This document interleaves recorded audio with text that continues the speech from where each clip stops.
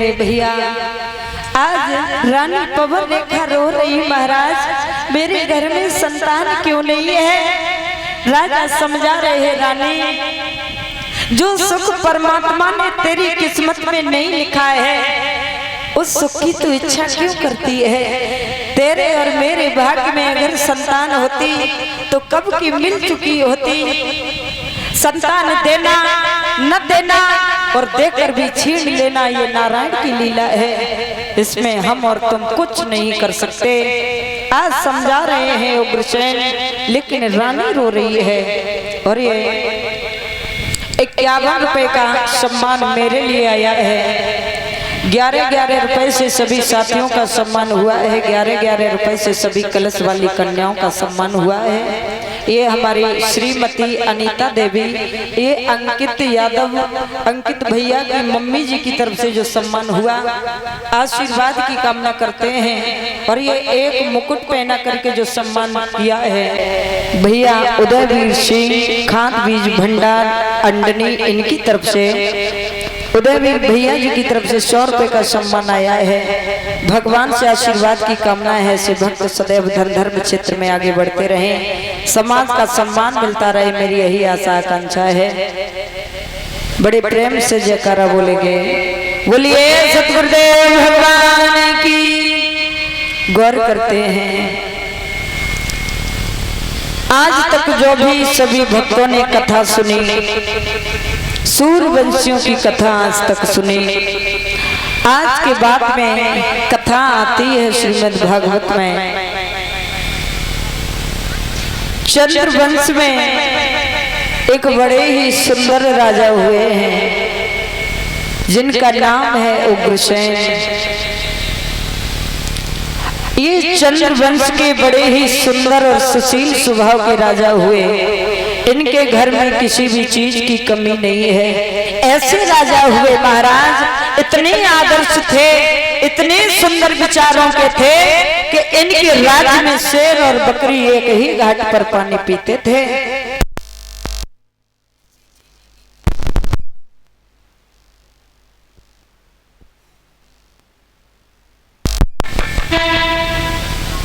बहुत अच्छे से जीवन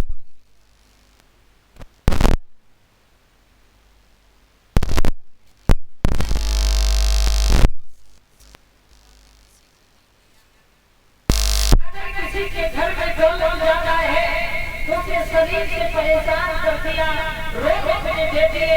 अगर कोई शरीर से निरोग है तो पैसा नहीं है, कहने का मतलब कोई किसी बात से दुखी है और कोई किसी बात से दुखी है।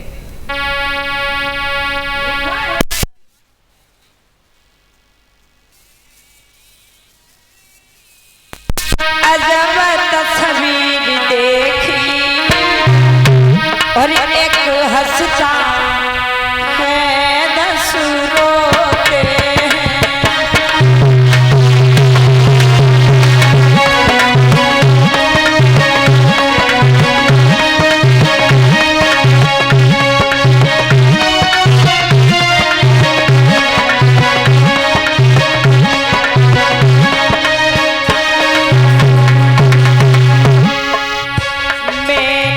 जग की अजब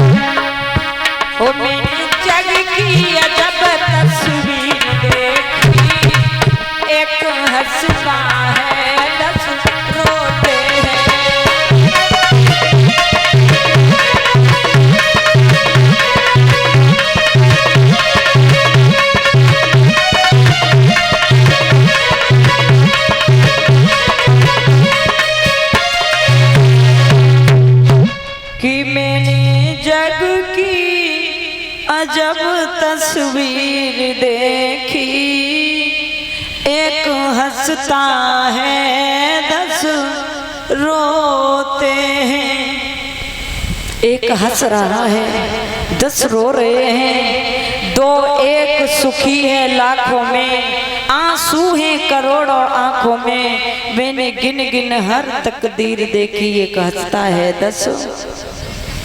भगवान ने सर्व सुख किसी को नहीं दिया। आज राजा उग्रसेन के घर में किसी चीज की कमी नहीं है, लेकिन फिर भी एक दुख बहुत भारी है। वो दुख कौन सा है? इनके घर में बड़ी सुंदर और सुशील पतिव्रता स्त्री है जिसका नाम है पवन रेखा। उन पवन रेखा के गर्भ से किसी संतान का जन्म नहीं हुआ। और याद रखना बंधुओं, आपके घर में चाहे कितनी भी दौलत हो, अगर संतान नहीं है तो वो पूरी दौलत सूनी है, वो दौलत किसी काम की नहीं है। कितनी भी सुंदर स्त्री है, अगर उस स्त्री की गोद सूनी है, गोद खाली है, तो उसके जीवन में इससे बड़ा दुख कोई दूसरा नहीं हो सकता। आज इनके घर में संतान नहीं है, इन्हें कभी दुख भी नहीं हुआ। इन्हें एक दिन दुख हुआ। कब हुआ? एक दिन की बात, सुबह का टाइम था और पवन रेखा की दासी का आना हुआ और रानी पवन रेखा का महल से नीचे उतरना हुआ। और जैसे ही पवन रेखा को देखा तो दासी ने मुंह फेर लिया, रानी की तरफ पीट करके खड़ी हो गई। आज रानी ने पूछ लिया, बहना क्या बात है, तूने मुझे देखा तो मेरी तरफ पीट करके खड़ी क्यों हो गई? रानी कहने लगी, बताते बहन। दासी बोली, अगर हमने तुम्हें बताया तो तुम नौकरी से निकाल दोगे। जवाब दिया, नहीं बहन, मैं उनमें की नहीं हूँ। बताओ क्या बात है? जवाब दिया, हे रानी, तुम बांझ हो, तुम्हारे घर में कोई संतान नहीं है। जिस दिन सुबह होते ही मैं तुम्हारा चेहरा देख लेती हूँ, उस दिन सुबह से शाम हो जाती है, मुझे भोजन नहीं मिलता है। जब दासी की बात सुनी तो महाराज रानी पवन रेखा की आंखों में आंसू आ गए। कोई कमी नहीं थी, बड़ी पतिव्रता स्त्री थी, लेकिन फिर भी गोद खाली। अब तो दासी भी कहती है कि तू बांझ है। और याद रखना बंधुओं, जो पतिव्रता स्त्रियां होती हैं उनके आचार विचार कुछ अलग ही होते हैं। विद्वान कहते हैं,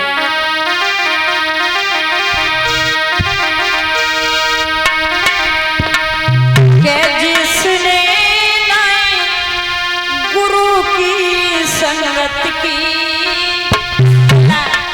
और वो लड़ाई क्या जाने।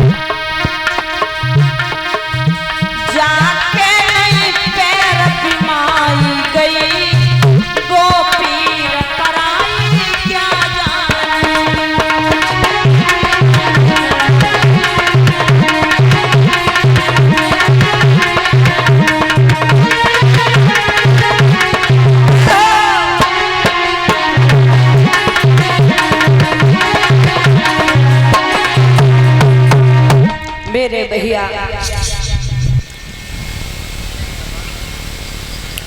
पतिव्रता स्त्रियों के आचार विचार कुछ अलग होते हैं।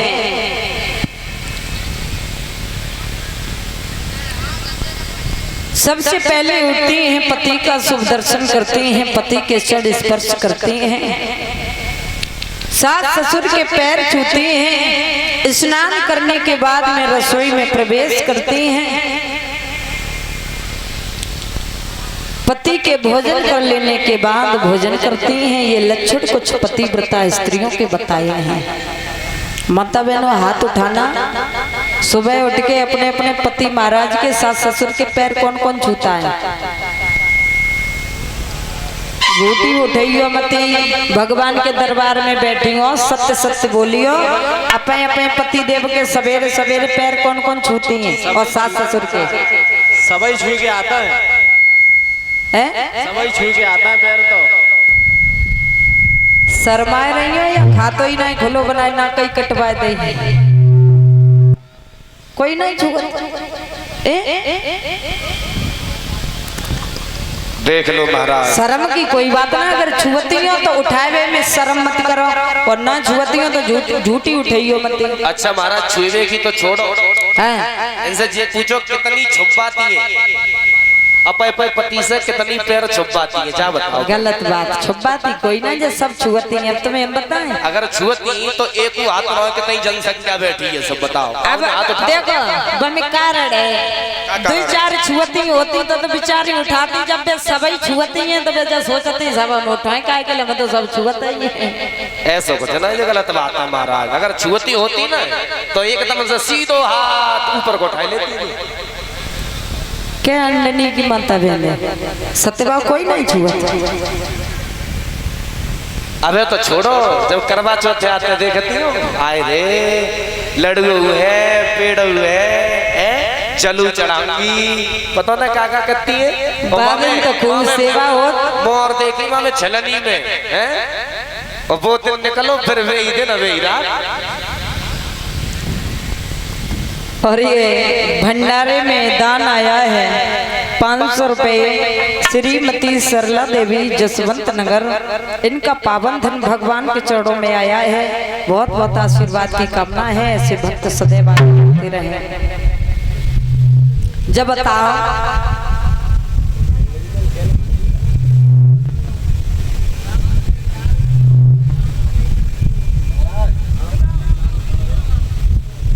और ये 101 रुपए का सम्मान आया है हमारे श्रीमान दादा राम सनेही लाल, ये डुड़गांव से आए हैं, जिनका पावन धन हमारे पास में आया है। बहुत बहुत आशीर्वाद की कामना है ठाकुर जी से।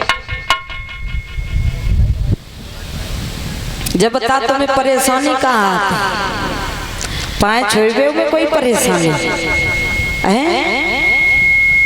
चलो डुकरा डुकरिया के ना छुओ तो कम से कम बाके तो ध्यान दो, जाके तुम पाइन बंधी। जो तुम्हारी हर जरूरत का ख्याल रखते हैं तुम्हारे पति महाराज, उन्होंने नहीं छुअती। देखो आज तुम छुओगी तो कल तुम का होगी, सास बनोगी।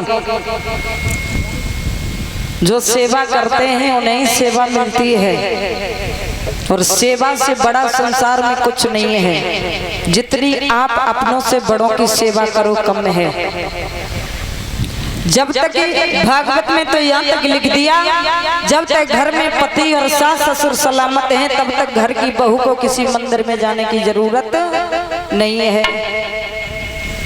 लेकिन सास ससुर, अरे भैया बिटिया को ब्याह होए और बिटिया से पूछो ललित तेरी सास कैसी, एक कोई जवाब मिलेगो एकदम नंबर 1 की डाइन है, बक्का गुजर होंगे। लेकिन याद रखना, और माता बहनों एक बात कही, गलती बहुवन की ना है। जब नई नई शादी हुई के आए तो जो सास है वो अपना पूरा सासपन झाड़ देती हैं। लिखा है पर लड़किनी बधू घर आई और राखो आंख पलक की नाई। कलश वाली कन्या बाहर निकला है, वजीफा आ गया है तुम्हारा। पराए घर की बिटिया अपने घर में आए तो अपने घर की बेटी में और बहू में कोई भेद नहीं रखना चाहिए। अगर बहू को बेटी समझोगे तो बहू तुम्हें अपना माता पिता समझेगी, और अगर तुमने बहू बनाए दी तो सास ससुर बनने में देर नहीं लगेगी। हाँ, तो थोड़ा थोड़ा दोनों लोग ध्यान दो, थोड़े संभलो, अन्नी में तो कथा होती रहती है। हाँ, आज पवन रेखा बड़ी पतिव्रताएं हैं, बहुत सेवा करती हैं अपने पति की, लेकिन संतान नहीं है। एक दिन रानी की आंखों में आंसू आ गए जब दासी ने ये कहा कि बहन तुम बांझो, तो आज रोने लगी। अपनी दासी से कहा बहन तू मेरे महाराज को बुला के ले आ।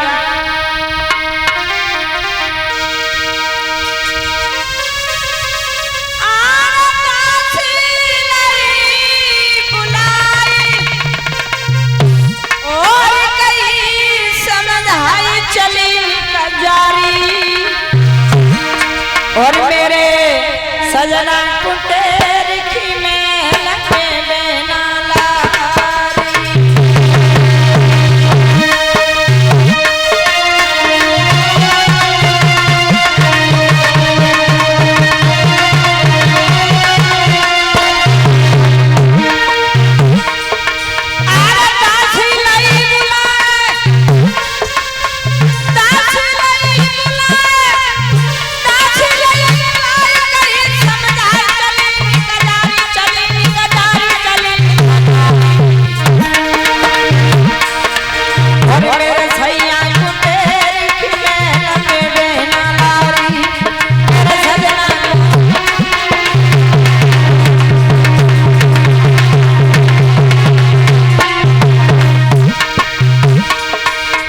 बाधी चली कैसे जा रही है?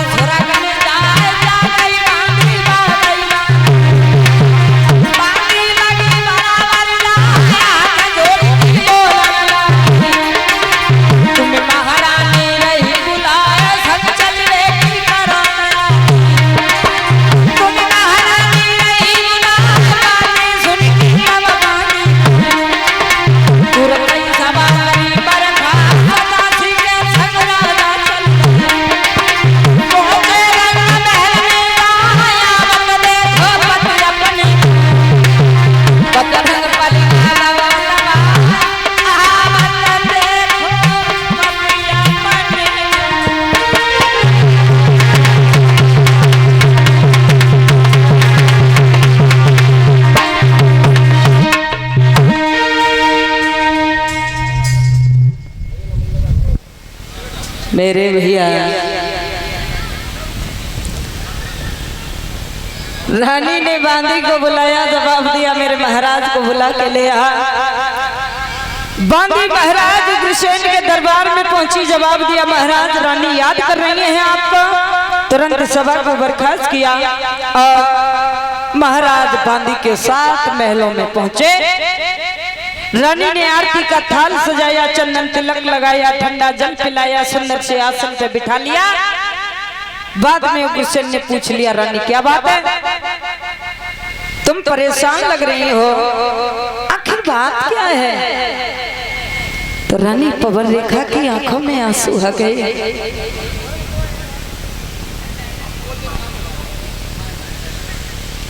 जवाब दिया महाराज आप तो जानते ही हैं एक स्त्री की गोद खाली हो उससे बड़ा दुख उसके लिए दुनिया में कोई नहीं हो सकता।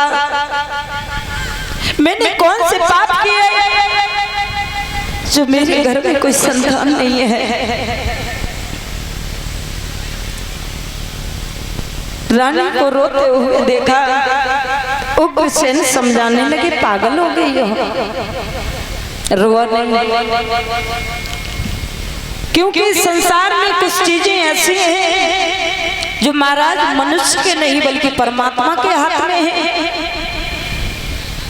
और जो चीज किस्मत में होती है वो दौड़कर अपने पास आती है, और जो मुकद्दर में नहीं होती है वो आकर भी चली जाती है। इसलिए रानी तुम परेशान मत हो। और समझाने लगे महाराज, हे रानी,